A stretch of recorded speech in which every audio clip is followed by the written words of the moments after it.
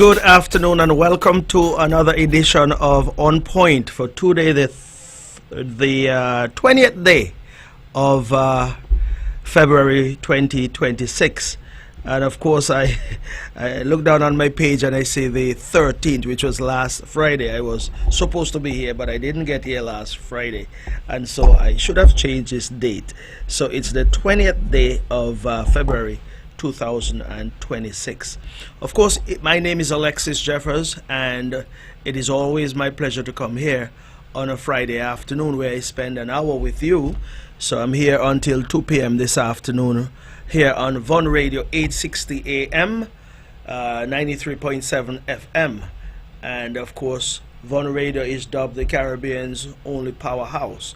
Simply because, listen, Von Radio has been around for 30 plus years, and they have certainly made their mark in terms of, blazing the trail as one of the best radio stations here in the region.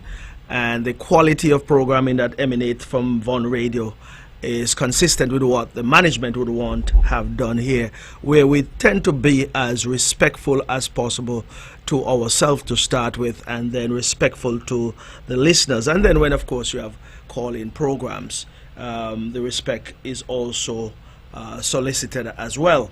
So that being the case, we get going this afternoon, and like I said, it's my pleasure being here. Let me start by shouting up all of the folks here on the island of Nevis who are listening to Von Radio and On Point at this point in time. And of course, let me be specific and say good afternoon to the folks up there in St. James and throughout the whole island of Nevis, St. Thomas Parish, St. Paul's, St. John's, St. George. Did I cover all of it? St. Paul's, yes, yeah. Okay, so all of the parishes here. And then we go down to St. Kitts and we say good afternoon to the entire island of St. Kitts. St. Kitts is the other half of the federation, which makes one country. Two islands, one country. And I say good afternoon to all the folks who are listening down there, because based on the responses we get out of St. Kitts in terms of calls on any of the talk shows here, and of course the comments you'll hear when you traverse the island of St. Kitts, then you know people are in tune to on radio as well. And then you go further afield, Statia, St. Bart's,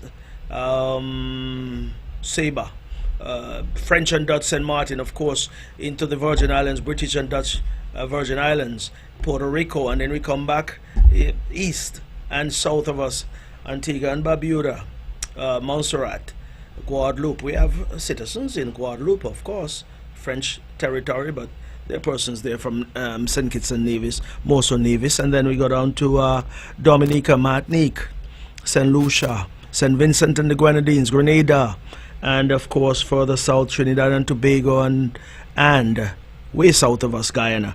And I do mention these territories because we have quite a number of our brothers and sisters who are with us here, working, living, vacationing, whatever the case might be. And so I am saying to those who are there in those countries, well, we are taking care of them here while they're taking care of us as well. And so I sometimes miss Bahamas and Turks and Caicos, and also Bermuda, those countries who are north and east enough of us. I know for sure we have citizens there as well too. But in the United States, starting in South Florida all the way up to the northeastern flank, Maine and Vermont and New Hampshire and those smaller states. But I skipped over New York. Of course, we have a large contingent of our nationals in New York City, that is. And of course, we come back east or west towards the center of the United States, Texas, Missouri, Oklahoma, and those states where we know we have some students who are there from these parts, and of course the western flank of the United States, California, Oregon, and of course Washington State, and then the whole of Canada from east to west and west to east, and of course north to south and south to north. The whole of Canada. I say good morning, good day. And I don't think it's afternoon in just after midday there in Toronto and those cities, yeah. But I'll come back to that just now, and then go up to Europe and the whole of Europe.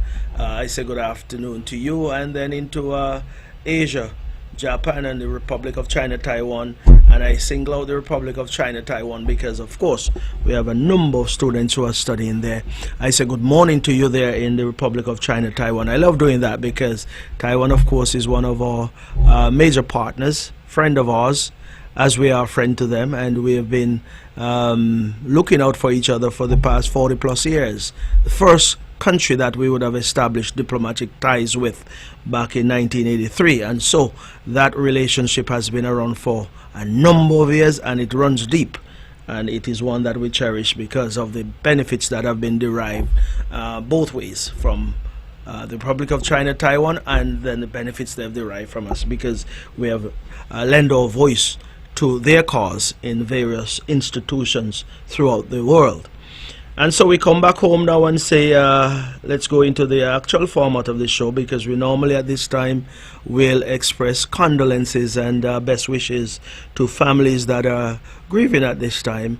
And indeed, I want to start by just, mentioning someone who has transitioned and would have left us over a week ago, but I was not here last week to speak about him. I'm going to speak about a villager of ours, someone who grew up in Brickhill and is connected to Newcastle as well. So he has, dual villagership, if there is such a thing. He was connected to Newcastle and also Brickhill. Father from Newcastle and mom was from Brickhill. That's none other than Alexis Jeffers. Well, he was certainly called Queely as well too, because his father was a Queely. But Dennis would have transitioned some time ago, over 10 days ago, and since his departure, he has been on the minds of many of us, including his siblings. And I want to point out in particular Miss Amarel Bishop, Francine Bishop, over there in Brickhill, over the gut. Amarel, good afternoon to you. I know this one has been a challenge for you and a difficult one for you because of the relationship you would have had with your brother Dennis. Well, for those who would recall his nickname, I recall he was affectionately known as Bandic. Yeah, those who grew up in Brickhill and would have associated with Dennis, aka Bandic, you would know that's his nickname as well. So he passed away about 10 days ago after a brief illness, and since he has been gone, it has been a challenge, like I said. And so his history is one that was specifically within the security forces here in the Federation of St. Kitts and Nevis. He was in the Defense Force for some years, and then would have transitioned to the Royal St. Kitts or St. Christopher Nevis Police Force, and so he would have spent some years there as well, and then thereafter he would have spent some years in security details, meaning being the security officer or provided security for politicians such as Dr. Denzel Douglas. I don't know if anyone else, but I know up to a point in time he was part of the security details for Dr. Douglas. But he was a man who was dedicated to his work, and he was one who was serious about what he did, and he is certainly one that we can look to his past and his legacy and say that is what our young people should certainly strive to exemplify. Someone like Bandit or Bandic, however you want to call him, but Dennis if you want to call him by his correct name. But I want to say that Dennis is someone, when you go to St. Kitts in the past, when you disembark the ferry down there at the ferry terminal in Bass there, one of the first persons you'll see is Bandic. And he was always there at the ferry terminal after he would have retired and so forth. I sometimes wonder if he was there as an agent, like a spy agent, because he was always there looking over the crowd that is disembarking and coming off of the pier down there in Bass there. But he was always there, and I always used to shout him up when I used to go through that route. These days we have a different route anyway. But yes, I want to say to the family of Dennis, of Bandit, that we share in your loss at this time. And of course we do understand what you're going through. We cannot say we feel what you're going through, but we do understand, and we understand it is a difficult period of time. So we want to, pray that you'll find comfort in God's grace and mercy, and may you cherish His memories from now until God knows. But of course, those memories, I'm sure, will never go away from you. So may his soul continue to rest in peace, and then we'll listen up for when that funeral service will be held sometime soon. I believe I heard it's the 12th of March. We'll listen up, but whenever it's held, I am hoping that I'll be able to attend, and I love to attend to pay my last respects as well. Okay? And then, of course, shortly after his passing, we would have learned of the passing of Lorna Hankins. Lorna, up until her passing, was the secretary of the Concerned Citizens Movement. She was on the executive there. And so this one has certainly been a major blow for all of us who are connected to this great party. She certainly would have played her role in the advancement of the Concerned Citizens Movement over the years. She's someone who you could have depended on, very dedicated to her task, and indeed not only in the political arena, so to speak, because the Concerned Citizens Movement is a political organization, but she was also in the financial sector, worked in the financial sector, worked at First Caribbean, worked at Bank of Nevis for some time. She worked up until her passing up there at the Medical University of the Americas, and indeed up until her passing as well. I believe either the day of her passing or the day before, she was in a board meeting. That is the board of directors of the St. Kitts Nevis Anguilla National Bank. She was a director of that bank as well. So she worked up until, and she was dedicated up until such time. And that is why I said that she would leave a void, that sometimes these voids are a challenge to fill. But of course, life goes on. But we cannot forget what her contributions would have been over the years here on the island of Nevis within the Federation of St. Kitts and Nevis, and perhaps some can say further afield, because the decisions that were made, or the decision-making process that she was a part of, would have spread beyond the boundaries of St. Kitts and Nevis, and so she certainly would be missed. And as I said before, in the case of Dennis, may the Lord provide comfort to her entire family, her mother Thelma Hankins, her daughter Sandra Hector, and of course her aunts and uncles, cousins, best friends, and all of the relatives who are feeling the loss of Lorna. I say, may God continue to bless you, be there for you, and may you all provide the comfort that is needed for each other at this time, because it's certainly a difficult period of time for the Hankins family as well.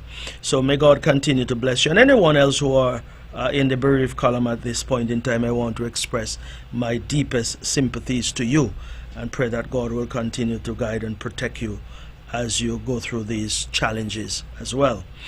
Okay, moving on to, at least things that are more joyous, because persons will pass and depart this world, and there are people coming into the world on a daily basis, and persons are celebrating as well. So I want to say good afternoon to all those who are celebrating at this time. Those of you who are, celebrating a birthday, an accomplishment of some sort, I want to say happy birthday and best wishes to you. I want to say today, though, who we have. Stephen Mills. We call him Kong. We call him Timbo, right over there in Brick Hill. Kong, if you're listening, happy birthday to you, sir. And hopefully your daughter, Hadassah, and all your daughters, let me say daughters, but, at least I'm singling out Hadassah because she comes to mind. I know she's going to make you happy in terms of making sure that you're pampered today. And also Stevie, your son, Melissa, and all of, your children and grandchildren. I want them to make sure that Stephen or Kong have a wonderful day today. Over there in Brick Hill, we know how to celebrate, so I suppose this is Friday. And of course, Friday starts Well, the party starts anytime after 3 o'clock over there in Brick Hill, so I know at some point there'll be some celebration over there for Kang. And indeed, tomorrow we know we have Jeanette Wallace. She's from Barnaby area, right? Living down there in St. Martin. I don't know if she has left St. Martin. I haven't spoken to her for a while. But Jeanette Wallace is the, well, those of you who know Priscilla Wallace, that's Priscilla's daughter. Priscilla now departed, yes, but right around the corner there where we used to have candy shop. Y'all remember candy shop? That was something we used to have over there. Nice get together around there. That's where Jeanette is from. Happy birthday to you, Jeanette. If you're down in St. Martin, well, I say happy birthday to you down there. If you're further afield, wherever you are, somebody would tell you that I express birthday greetings to you. And of course, I picked up earlier today that Michael Dorr, MD, that famous pastor, I believe he's up there in Orlando. MD, good afternoon to you, sir, and happy birthday to you. I know you have your challenges and everything, but still find some time to enjoy yourself. And I believe red wine, they say, is good for the heart, so maybe you can have a sip of red wine. You're not here for me to give you a bottle, but if you can, just sip a wine and enjoy a drink, yeah? And of course, tomorrow is the birthday of my former principal of accounts teacher, Mr. Larry Lawrence. Those of you who know Larry has been in the financial sector for many years, still there. And of course, I believe he's the, he works down there at Bank of Nevis still, I believe. But anyway, Larry, enjoy your birthday when it comes tomorrow. And of course, I was also told to wish, and let me pull it up quickly because I don't want to miss this. I was asked to wish Miss Anne-Marie Hendrickson up there in Brown Hill a happy birthday, which comes up tomorrow. And Miss Hendrickson, this comes from Leroy and Mercia Wallace up there in Orlando as well.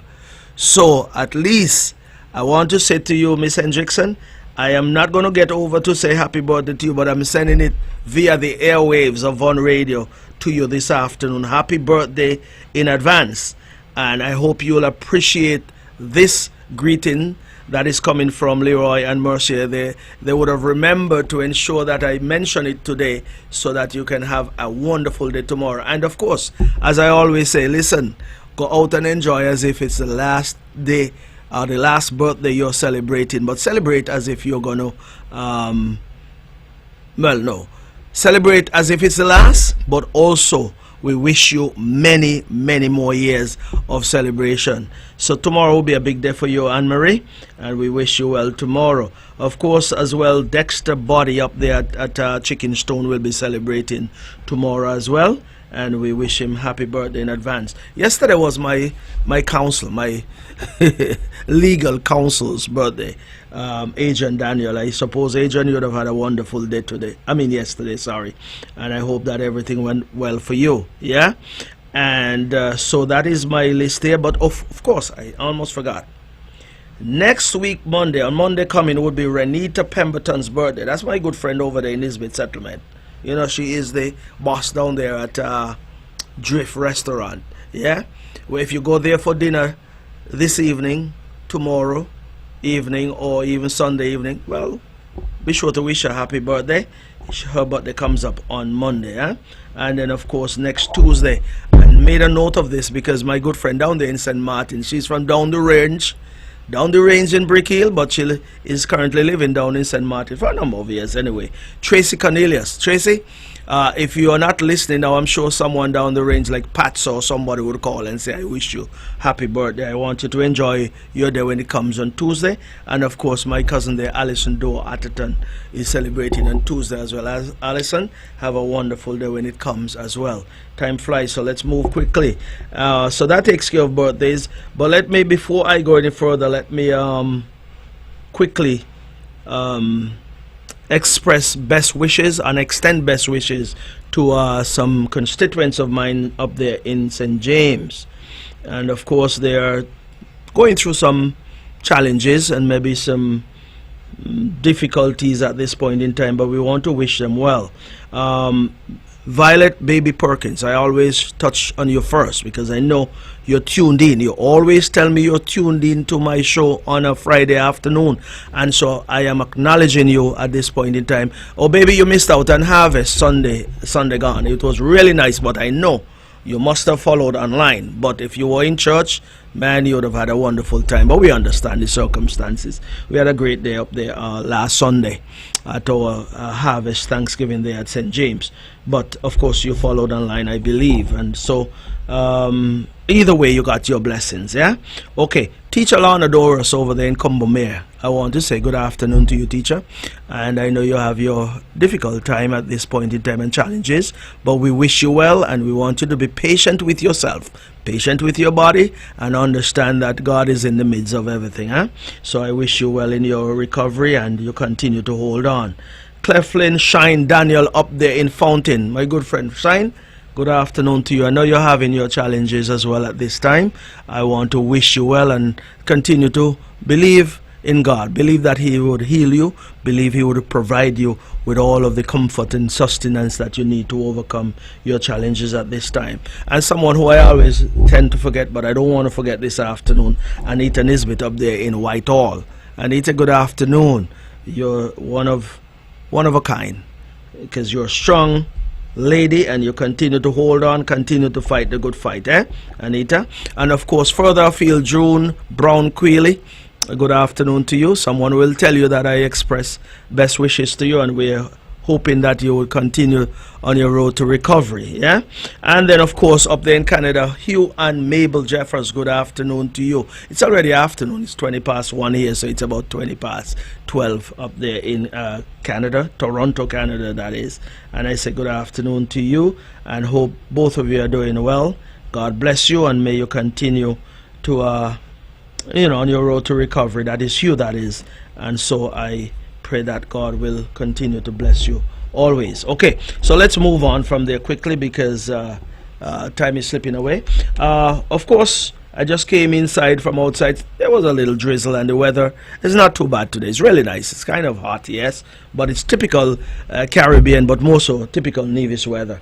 And we love when it rains, but it was drizzling. Earlier this week we had some rain. So up in the north where I'm from, up in the Butler's Brick Hill area, up there is a kind of lush right now, lush green, but down here in the south is somewhat dry. But such is life. We don't worry about that. We get different weather from on different occasions, and that is what it is. So we enjoy whatever it is, but we continue to pray for some more rain. Okay, so moving right along, two things quickly. Agri Expo.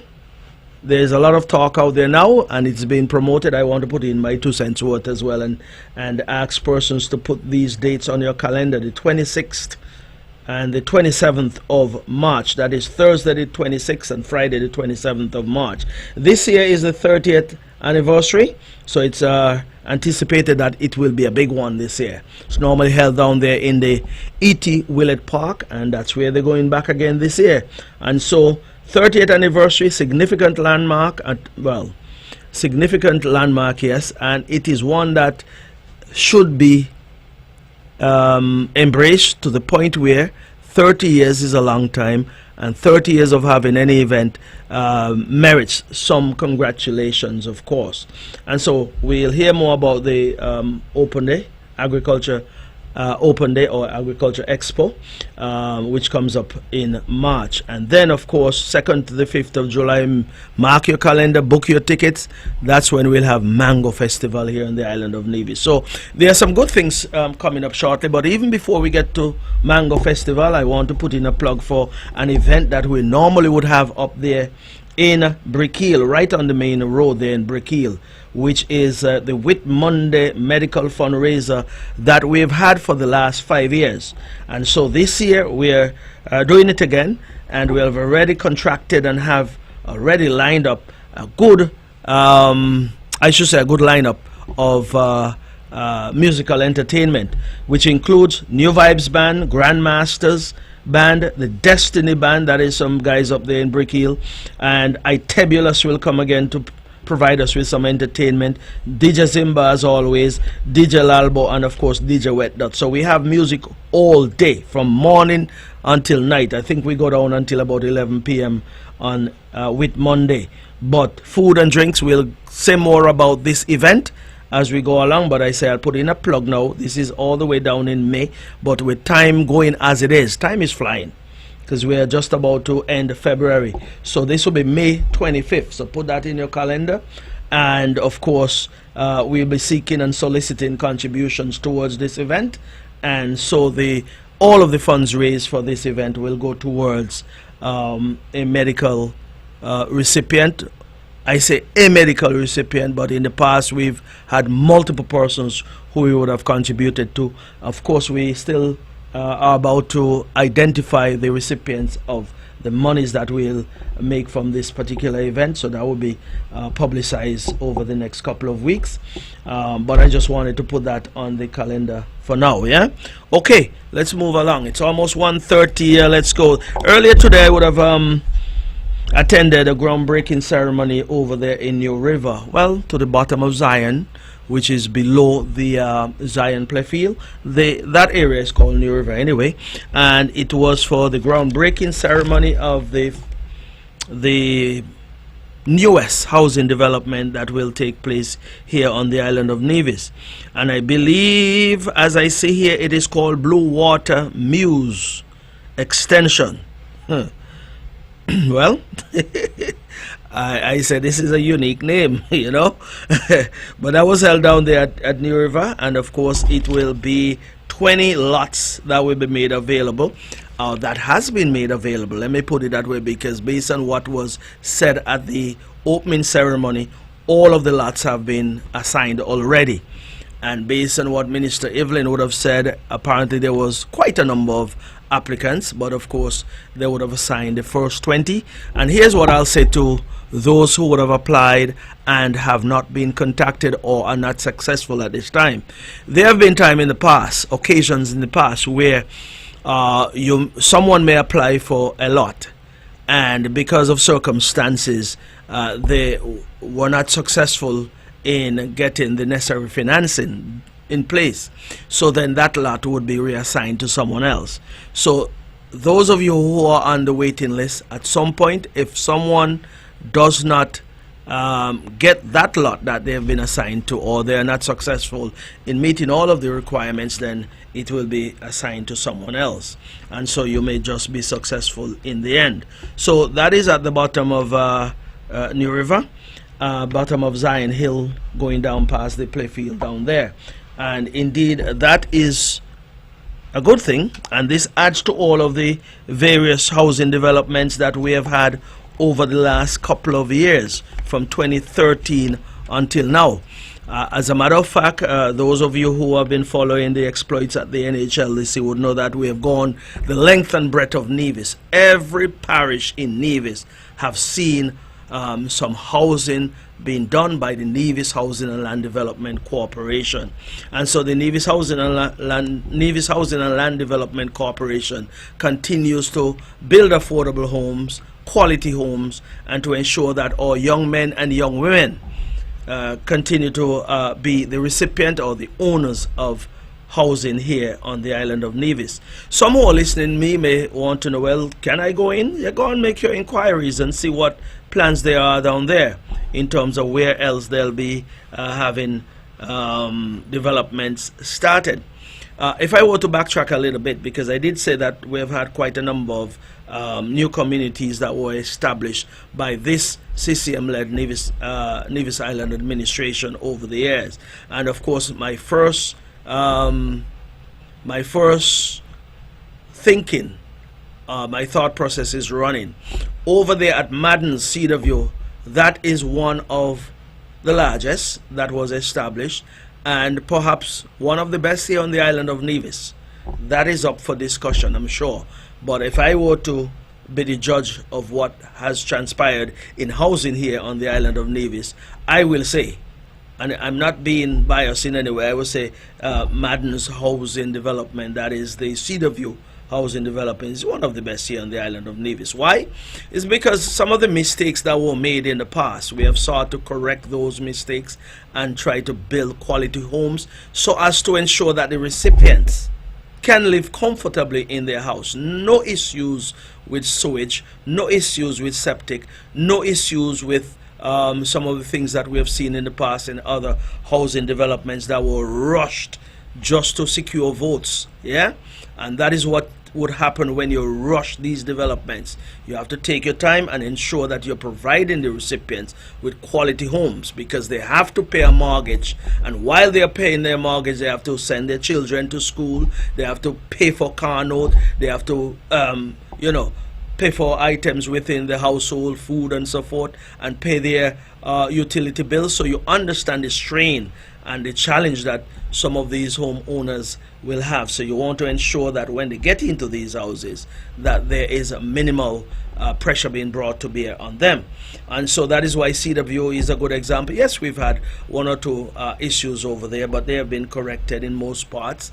And then of course up at University Heights, that's over in St. James, up at Garner's, then Cohoon, that's down in Cotton Ground, Mountain View, that is over there at the top of Craddock Road. Those are private lands which we would have bought to ensure that St. Paul's, where we don't have any lands, that is the government that is, doesn't have any lands in St. Paul's Parish. Those lands were bought to ensure that housing was brought to Charlestown, along with up at Hamilton as well, Sugar Mill Residences.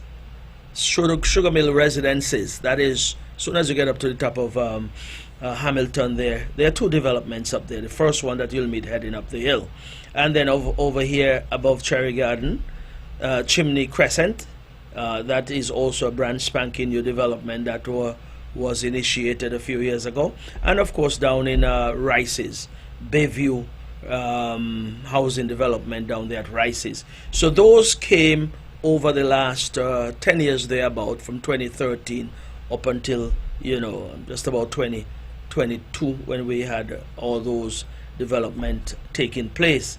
And then of course now you had the new housing development initiated this morning up there in the parish of St. George, down at New River, called the Blue Water Muse Extension. I want to wish the entire NHLDC, the minister and all of the folks who are there, manager and all of the workers who are there, and so I wish them well in this execution of this particular project. But when you look at housing here on the island of Nevis, and especially with this housing revolution that is taking place, based on the statistics we would have heard, between 2013 and of course up to this point in time, there have been almost 400 houses built throughout the island of Nevis, affordable income housing. And we say affordable income houses, but in my opinion, these exceed what you call affordable. They're more like middle income housing, because of the quality, and not so much the cost, but the quality and also the style, modern style you're talking about. So there have been just about 400 houses built since 2013 up until now, and the construction continues, because I know there have been new foundations opened in recent weeks. That being said, let's look at the dollar value of this construction, or these construction. I am advised that well in excess of $80 million have been placed into the economy here in Nevis. And when I say place into the economy, it goes into various sectors and various areas. For example, from the start of the project or the housing development, surveyors are called in. Surveyors would make money. And then surveyors, you go to the architects, and from architects, then of course plans have to be paid for at the planning department, and of course those architects would receive their payment as well. General contractors will be assigned to these projects. They collect their lump sums or partial payment at each stage, for example. Then of course they would employ persons who would work along with them, masons, carpenters, laborers, that kind of thing. And of course subcontractors, which include electricians, plumbers, tilers, and painters, landscapers, eventually cabinet makers, and of course the materials that go into the construction of these homes have to be procured from some institution. Let's say TDC, Horsfords, Island Tires. Sometimes items are bought from St. Kitts from one or two of the hardware places down there, like Builders Paradise, if they cannot be sourced here in Nevis, for example. And indeed, those companies will be the recipient of some of these purchases. And of course, in terms of the concrete that has to be produced, you have two concrete plants here on the island of Nevis, Levco. You have Dan's Construction, and they would make some money out of these houses.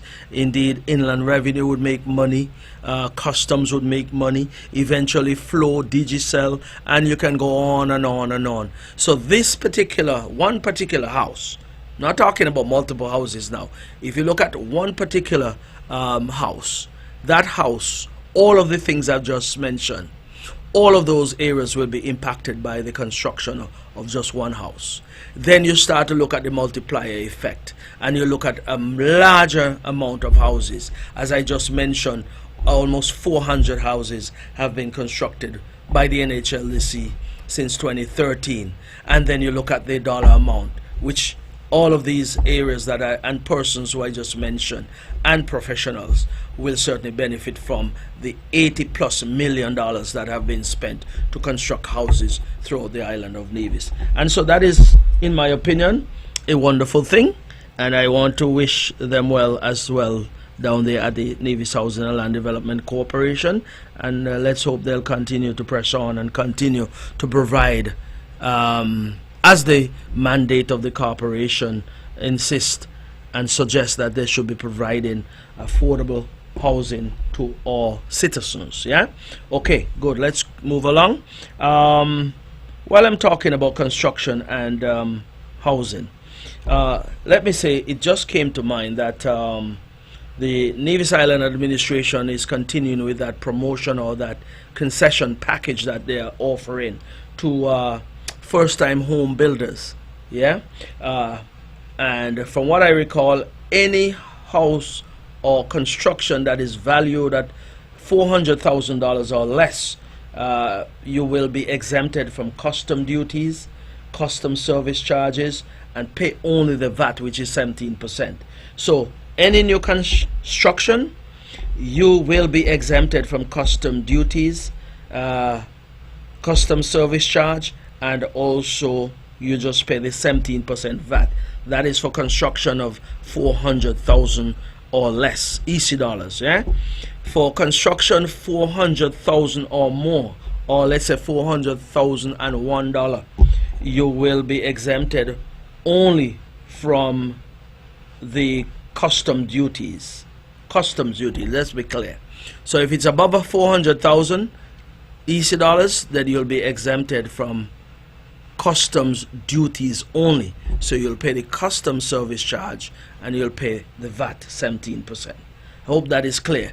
But if you're not clear on that, I would admonish you and ask you to go down to the Ministry of Finance and make some inquiries there. And so if you're planning on doing any construction soon, go there first, get the details, get the information, and then you can work your way backward to get all of the information needed to take to the Ministry of Finance so that you can qualify for either of these packages. Yeah, so construction is booming. The real estate market is good here on the island of Nevis. As a matter of fact, as I speak of real estate, I went and did some research recently just to get an idea as to what is happening in the real estate market, because that also impacts construction. Meaning, when persons buy some of these properties here on the island of Nevis, they may buy a property and they look at the house and they say, there's some changes that I would want to make, because they have a different taste to the previous owner. So they would go and do some renovation. And of course, some of the renovation may be small jobs and some can be major jobs, major undertakings. So that also, when these properties change hands, that also have a significant impact on sales and also the employment of contractors subcontractors and the like. So I did some research, and basically what I discovered is that the real estate market here is still in excellent shape. And I did so because sometimes you hear nothing is happening in Nevis. You hear people say, things are dead. But I want to say to the people of Nevis, those of you who can do so, take a drive. Go around the island of Nevis and check for yourself. Don't let nobody tell you anything. Don't let anybody spoon feed you with anything that is untrue or not factual. We are a fact-based community here in Nevis. We believe in facts and figures. And so, if you can do so, I will admonish you to take a drive, go up to Zetlands, go up to Montpelier, go to those areas that you will say are off of the main, because we can drive the main road and don't see much as you drive throughout the island of Nevis. Yes, you can see some, but a lot of things are happening off of the main road. You go on the, what they call it, go on the beaten part, or whatever the language is, or whatever the term is. But once you get off the main road, you'll see things. Good things are happening in Nevis. And so I went and did some research about property sales here on the island. And these are properties that are already alienated, meaning they're in the hands of persons who are residents or persons who are not citizens of St. Kitts and Nevis. But they have property here, whether they're from the United States, whether they're from England, wherever they're from. And they use these properties as, a second home, where they come and spend the winter, that kind of thing. And so when I checked, up until the end of 2025, I would have noted and seen that over $27 million worth of properties would have changed hands through this program, the Alien Land Holding License program.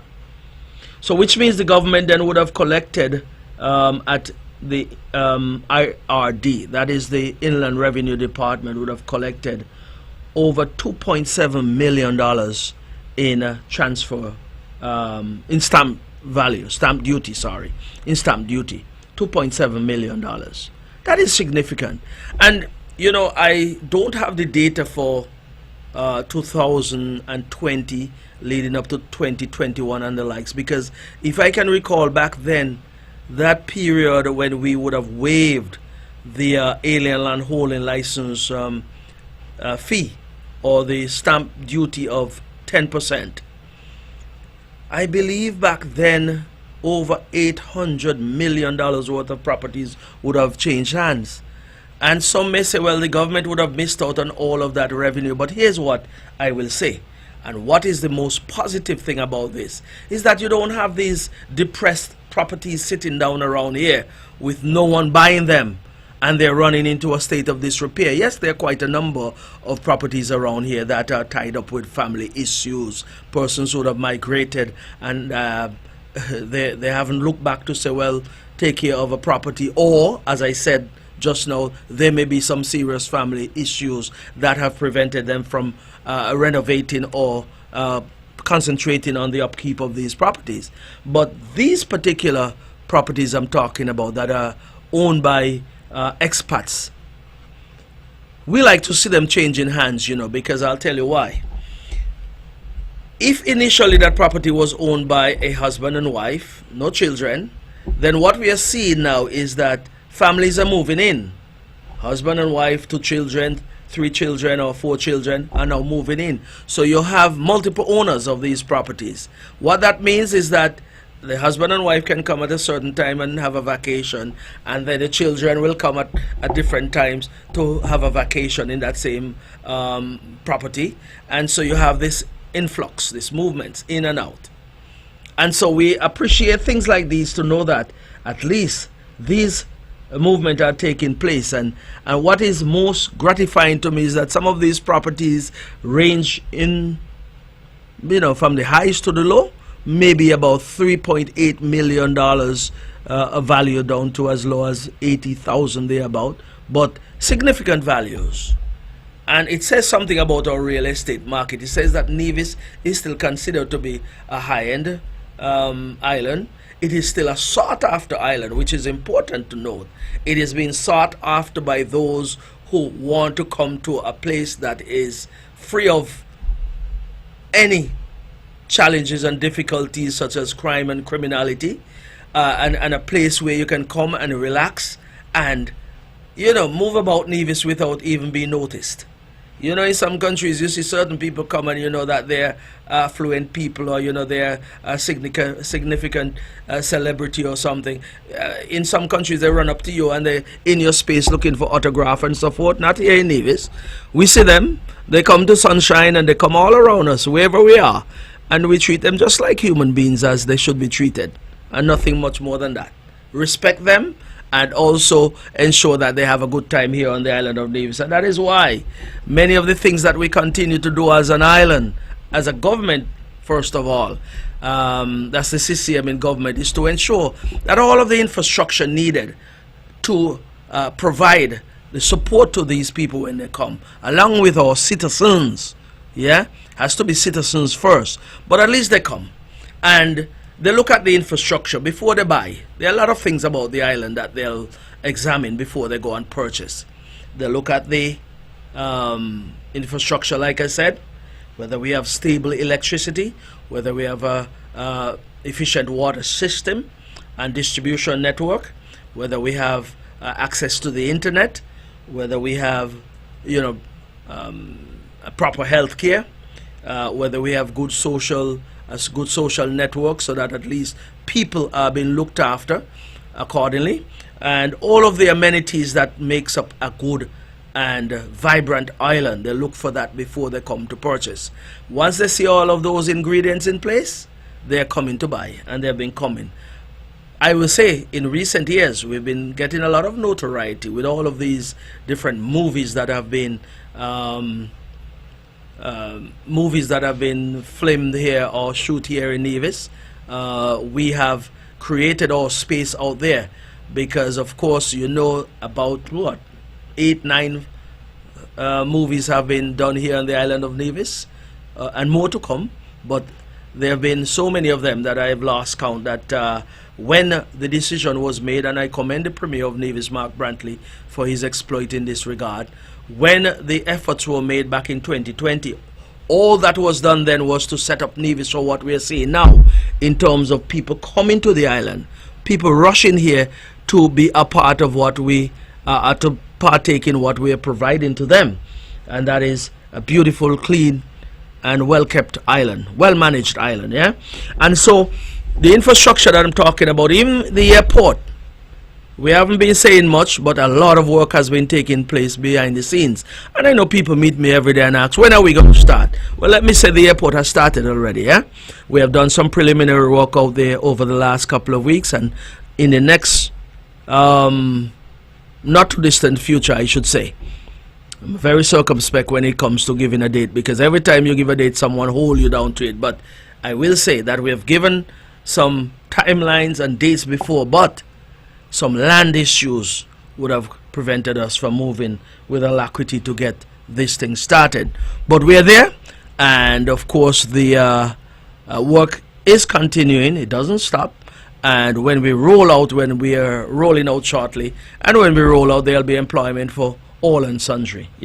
So that being said, we continue to do what is necessary to keep Nevis rolling. So I want to say to the people of Nevis, it's up to you. You can listen to those who are out there talking, and those who are trying to demean you, denigrate you, those who are trying to deflect and disparage, and all kind of things that they're trying to do to disrespect you as well. I want to say to you, you can listen to who you want to listen to. But I was taught from an early age, learn to use your own grammata, See for yourself, read for yourself, understand for yourself, and then make decisions for yourself. We are not trying to force anything down your throat. We are being as transparent and as respectful as we can as a government to our people. And so we're not out here trying to denigrate. We're not out here trying to disrespect or diminish you in any way. All we're doing here is to build an island that you can be proud of, we can be proud of, all of us can be proud of. And those of us who are here, and even those overseas, can look at Nevis and say, that is the country of my birth. I love my country and would always want to come back home, come home soon and enjoy what we have here to offer. So there you go for when it comes to housing here on the island of Nevis and construction and the likes. I want us to continue to look for opportunities as a people. There are people coming here and grabbing hold of the opportunities, yeah? And so we are very confident about the direction of the island of Nevis. And of course, all you'll hear about these days is destiny, destiny, destiny. There are other good things that are happening outside of that talk, yeah? And let me just introduce this quickly because we're running out of time. You know, when people are talking, you have to examine them and examine what they're saying, and understand those who are out there talking would have had a chance to govern the island of Nevis. You would listen to them and it would sound like they're brand spanking new, like a brand new second hand, yeah? But I'll tell you that all who are out there talking on the other side, all of them would have had a chance to be in and around government, from ministerial position down to the ordinary worker in government. So they would have seen and they would have known and they have experienced government. And so when they're talking, do not think that they're talking as if they have never been there. They have been there before. And listen, a lot of things that they're doing and saying, I believe it's just deliberate. And why I say deliberate, let me bring something to the attention of the people of Nevis. You see, we have been accused, the Concerned Citizens Movement that is, of hiding, of not being transparent. I want to bring something to the attention of the people of Nevis. One of the things that I would tell you that is mandatory by law, the Constitution is what we are guided by. And one of the things that is mandatory by any government is to publish an audit report annually. It was done by the Concerned Citizens Movement up to 2006 when we left government. Between the years 2006 to 2013, none was produced by the NRP when they were there. Not even one page. And I say it was deliberate because I believe they were trying to hide the circumstances of their governance from the people of Nevis. I believe they were trying to hide things like this. For example, only after we got into government in 2013, we found out about $30 million thereabout that was spent on water here in the island of Nevis for 2 pumps. 2 pumps just pumping water. And we were not even getting the quantity of water that we were paying for. We were supposed to get 1 million gallons of water per day. We were getting just about 700,000 gallons. But the audit report would have stated that. No if, no but, now maybe, because what the an audit report does, it looks at, it verifies financial statements of the government. It looks at the legal requirement of any contractor that is contracted to the government. It also looks at the effective use of public resources. So audit reports gives a picture, tells a story. And the story that we would have gotten is that we, or the government of the day, would have entered into a contract where 3 pumps should have been, or 3 wells to start with, should have been commissioned. Only 2 were commissioned, but we are still paying for 3. We were paying in excess of $55,000 a month. Well, when it was all said and done, we even paid for electricity. And I will backtrack and say we started out paying $2.50 per 1,000 gallons US, and then it was brought back to $1.85 per 1,000 gallons, and then the electricity for those pumps was thrown on the people of Nevis to pay. And I bring that up because these things, when we look at the audit reports that are available to the Nevisian public now since 2013 up until last year, which is the CCM in government, ensuring that it complies with its legal mandate to provide that particular audit report, then you'll see exactly what audit reports are about, because they go into details as to what is working, what is not working, and what needs fixing. We didn't get that between 2006 and 2013. If those audit reports were published, we would have known that the government of the day, The NRPN government was not paying the Kuwaiti Fund, an international entity that we were committed to. We borrowed money for the support over here and Charlestown Port, and they refused to pay. The audit report would have pointed that out, that we have defaulted on our international loan commitment. It would have also indicated that the Republic of China, Taiwan, to whom we were indebted to, we were not paying it between 2006 and 2013. It would also say that that mortgage down there in Trinidad to Unit Trust Corporation, $10 million US, was not being paid also. And so that is why the audit report was never commissioned by the NRP, and all of those information were withheld from the people of Nevis. We would have also known that Rest Haven, we acquired Rest Haven and didn't pay for it then also. All those would have been in the audit report. And I say that because I have had a chance to read audit reports from the Nevis Island Administration and audit reports from the federal government. You remember the other day they started talking about $27 million that was loaned by the federal government to Marriott, interest-free. That was in the audit report. And that is a government producing the evidence so that the people can see. Well, discussions will emanate from that. And so that is where the discussions have come from. But these things that I'm talking about, along with many others, because all of the statutory corporations and the company that the government owned, which is Nevlec, we would have known right out of those audit report that the payment to the fuel suppliers then were in default of up to almost $8 million. We found that out once we got into government. And so all of these things, when you hear them talk about good governance, integrity, transparency, those are buzzwords for those, people out there. Buzzwords. But are they living up, or did they live up to those words or those phrases? We are living up to them because everything is an open book for the Concerned Citizens Movement in government. You can get it. The audit report is available to everybody out there who want to read it.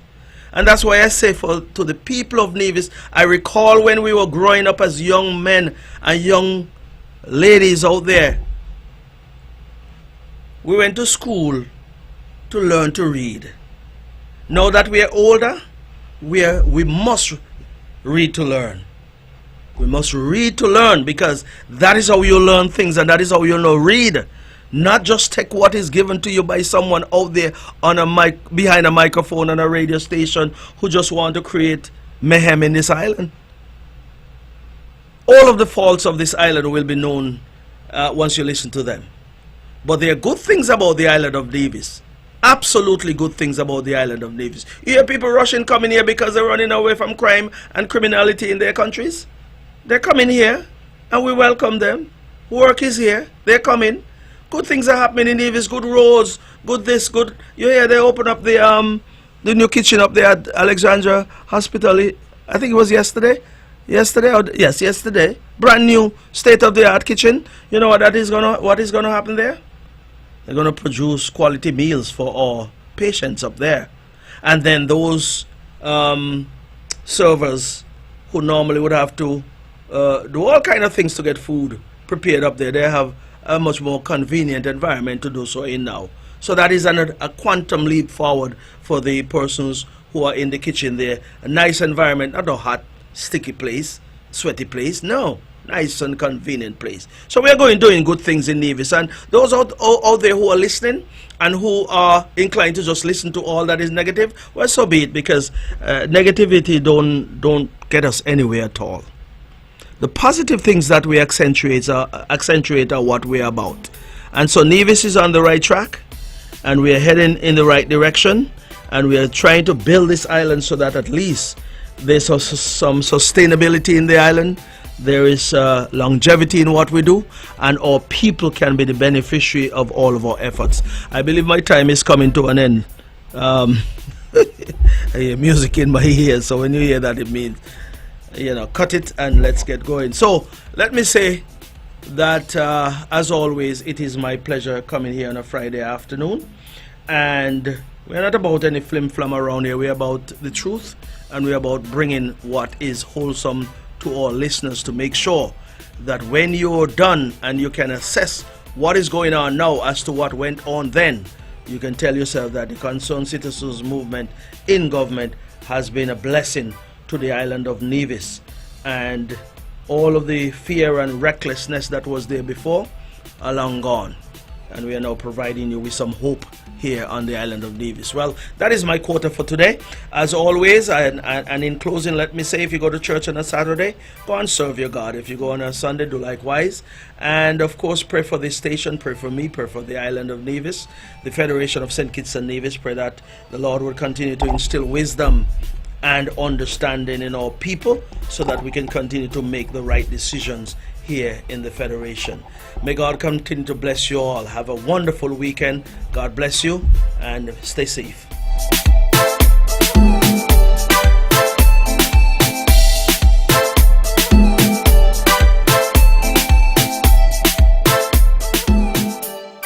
The views and opinions expressed on the preceding program were solely those of the participants and